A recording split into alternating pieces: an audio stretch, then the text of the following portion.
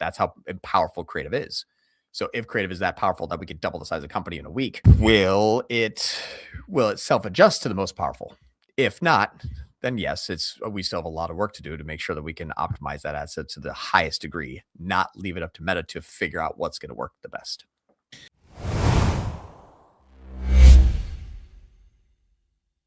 So what I'm seeing is I'm doing a little bit of a slightly different way. This is that Vermont Glove Company. We've had this one campaign since May of last year, and we've had the same ads on since May of last year. And this ad that basically is still getting, a small amount of spend, but there's only $1,700 and there's 98 active ads right now. This ad has been on for forever, kind of thing. Like all of these ads have been on forever. Now, the situation that we would use Caden's example, I couldn't necessarily use this year. Yes, I do have an ad that has a high amount of ad spend at 750, but it is an ad that if we look at the last 30 days, it's only, 12 days old. So yeah, this makes sense that this ad is going to be new and thus getting the most amount of ad spend. However, I don't really have many things that I can kill. I have some ads that spend 13 cents and 5 cents to still get a sale. So it's like I don't have anything that spends too little. I literally can't spend small enough kind of thing before it just like falls off a cliff kind of stuff. But I said, how would I not upset a year's worth of what I would consider one of be the most perfect campaign builds I've ever done and scale the company 50% at a 10x with one campaign? So I said, I don't want to mess up anything, and I don't have anything that is spending too little that I can get rid of. I've just been adding in creative on top of adding in creative, and I'm already at 98 active ads for $300 a day. Like I'm at capacity. So I said, okay, well, what if we did this? What if we made something called funny ads? So the funny ads, we have an ad that is completely different concept. I mean, we use adult humor, sexual adult humor as an innuendo, and we're going to see how social this social ad can be on social media. So, it's okay to do that social funny ads on social media. So we said, we're making a funny ad, and then we put these ads in there. As you can tell, they're called hand jobs, and it's funny because he uses the word hand job as a joke because he's talking about using, your hand for a job in a glove. So we have, again, we don't want to just say like, I'm going to put an ad in there and I'm going to make it, let's see if it works. No, we have 15 different variations of this one ad. So that's rule number one is if you're going to do testing creative, don't just test a one time to one avatar that Meta picked once. Do a bunch of different variations, find out what works, why it doesn't work, make that concerted effort. If I have one new video, I said, great, give me 14 more. Like that's the way that Andromeda has to work. So I have 14 ads. I'm going to allow it to spend a maximum of $50 a day because that's the most I will allow this to kind of hurt the main campaign if this doesn't work. And I want to see if I give it $50 a day, how much will it spend if I don't force it with Caden, with your, creative diversification force through Meta. If this doesn't work, then that's next. Gotcha. So, meaning if it doesn't work, what's going to be how are you going to know it doesn't work per se? Because well, if I can't get spend in there naturally. Gotcha. Okay. So and then in your decision tree, new creative, not getting spend. If I put in the main campaign with $300 a day and 98 ads, I'm going to wait 3 weeks to see if it spends $6. Yeah. Don't have that time. Don't want to have that time. So creating a new ad set is kind of like the first rung in your decision tree.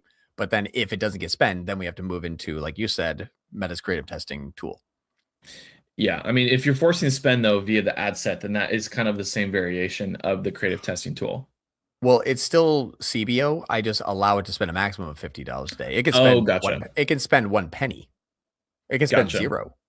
Yeah. And so that's what's nice is today it's been running since 9 o'clock this morning. It's 3:30. It's got a $50 a day minimum. It has not had one impression yet. So, what is the reason as to why you don't want it on ABO then for that specific test?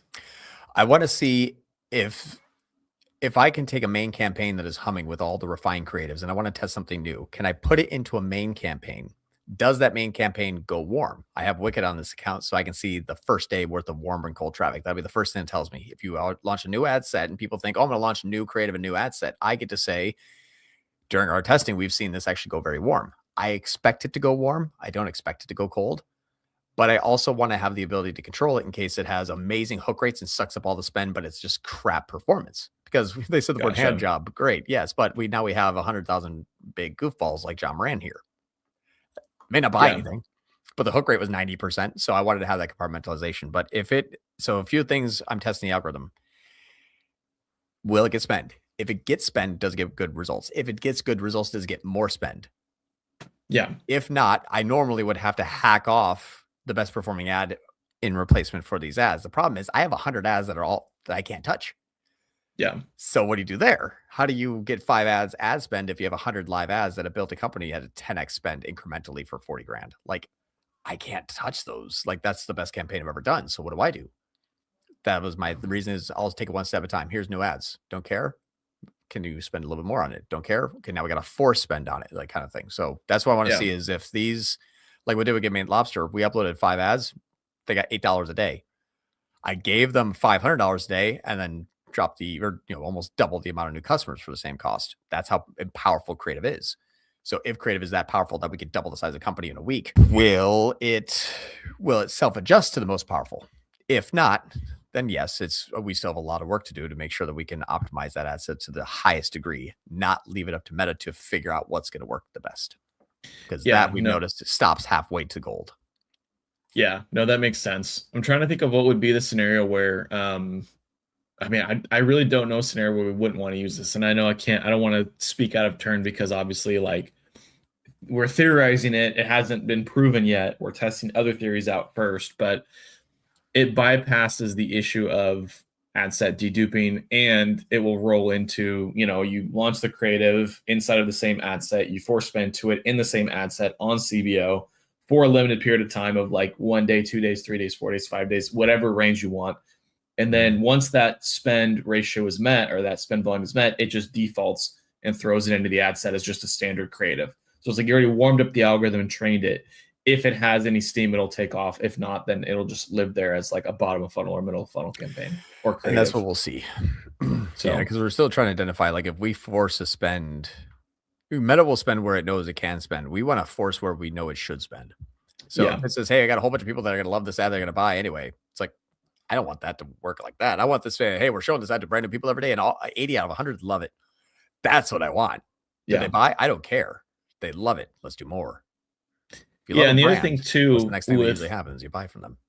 Well, and the other thing too with forcing spend on creative is that there's different audience pools as well. So you're going to have some creative that resonates like you just had in that scenario, or at least you're theorizing that scenario with a different concept, that maybe you can push that to like, I don't know, $1,000 a day.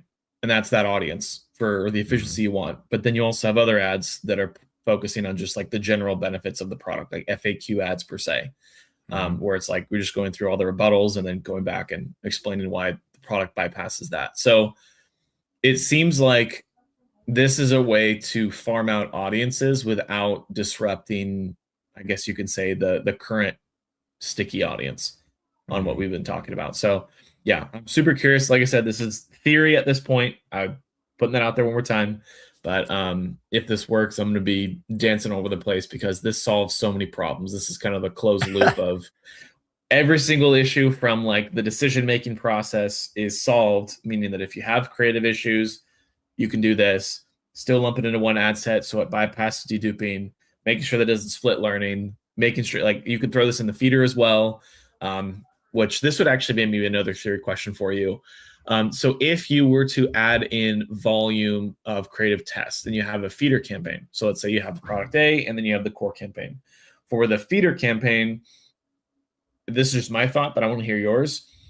On the feeder campaign, I would assume that you would want to test that specific product on that first to force spend over there, and then just add it into the core campaign, because then if it works, the feeder will pull it into the core.